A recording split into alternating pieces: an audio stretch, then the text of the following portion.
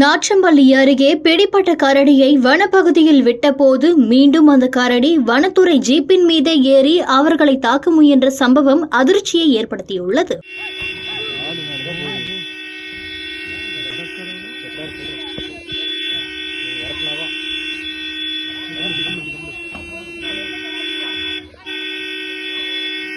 திருப்பத்தூர் மாவட்டம் நாற்றம்பள்ளி அடுத்த வெலக்கல்நத்தம் அருகே மேல்மாமூடி மானப்பள்ளியில் உள்ள விவசாய நிலத்திற்குள் 2 குட்டி கரடிகளுடன் ஒரு தாய் கரடி மட்டுமே வழி தவறி பேட்டராயன் வட்டம் பகுதியில் புகுந்து மணிமேகலை என்ற பெண்ணை தாக்கிவிட்டு அங்குள்ள ராமி என்பவரின் வீட்டின் சுற்றுச்சுவர் மீது ஏறி குதித்து பூச்செடிக்குள் தஞ்சம் அடைந்தது. பின்னர் இதுகுறித்து அறிந்து வந்த மாவட்ட வன அலுவலர் மகேந்திரன், வனசரக அலுவலர் குமார் தலைமையிலான வனத்துறையினர், தீயணைப்புத் துறையினர் மற்றும் போலீசார் என அனைவரும் சம்பவ இடத்திற்கு விரைந்து சென்று கரடியை பிடிக்கும் பணியில் ஈடுபட்டனர். சுமார் 2 மணி நேரத்திற்கு மேலாக போக்கு காட்டிய கரடி பல மணி நேர போராட்டத்திற்கு பிறகு ஒரு வழியாக அந்த கரடி வனத்துறையினர் விரித்த கூண்டுக்குள் சிக்கியது.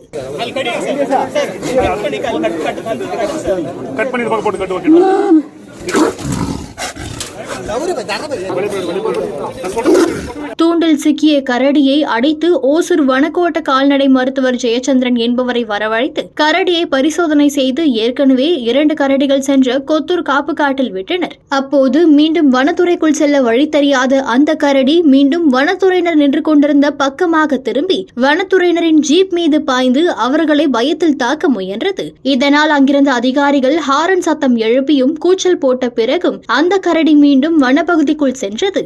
ஏற்கனவே பிடிபட்ட கரடி காட்டுக்குள் போக வழி தெரியாமல் வனத்துறையினரின் ஜீப் மீது தாக்கல் நடத்திய இந்த சம்பவம் அதிர்ச்சியை ஏற்படுத்தியுள்ளது.